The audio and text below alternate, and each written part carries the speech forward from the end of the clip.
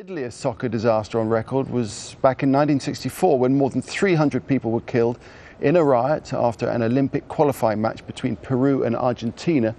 In 1982, a reported 340 were killed in Moscow during a European Cup match, although the final death toll is disputed there. There was a crush in a stairwell when fans tried to re-enter the stadium after a late goal. In 1989, more than 90 were killed after being crushed against a barrier in an overcrowded terrace during an FA Cup semi-final between Liverpool and Nottingham Forest. Well, let's speak to Al Jazeera sports journalist Khalid Abdel Kareem, who's from Egypt and joins us here in Doha in the studio. Awful scenes. The scenes just defy belief, and they're at a football match.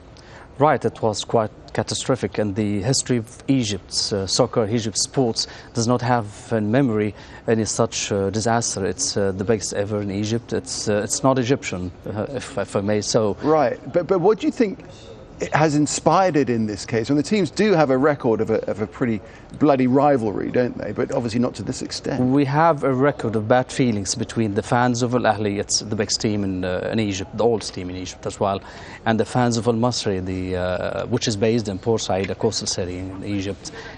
These bad feelings turn violent every now and then. The memory still has some events in which the fans of al-Masry attacked the players of Egypt, the bus, the throw stones and stuff like that, but it has never been that bloody. It has never been such an event in which more than 70 people are killed. The feelings are bad in the terms of the people in Port Said. The fans of Port Said feel that they are the underdog, feels that there is a sort of bias by referees and by the media, the state media towards al-Ahly. Maybe that what turns them against al-Ahly. But this has been the case for years. In favour of al-Ahly. That's what the al-Masry fans feel.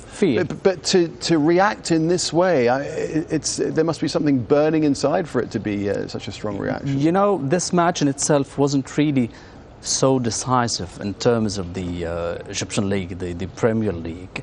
But the past days, we had this exchange of arguments between the fans of al-Ahly, the Ultras, that's what they are called, and the Green Eagles of al-Masry of Port Said. They have been exchanging statements, fiery statements from each side, insulting each other. That was expected to have something big, but not that big, not that bloody. But given that something was expected, you would have thought that the security presence would have been better than it was, certainly good enough to stop this happening. And that raises quite many question marks. Where is the police? Where are the security forces?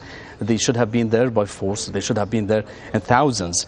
Anyone following Egyptian soccer knows that this match was a sensitive match, not because it's important in the Egyptian League, but because it was preceded by a lot of tension. So the police were not enforced in the stadium and outside the stadium. And the same happened in Cairo Stadium, where we had a fire after the match between Zamalek and al-Ismaili.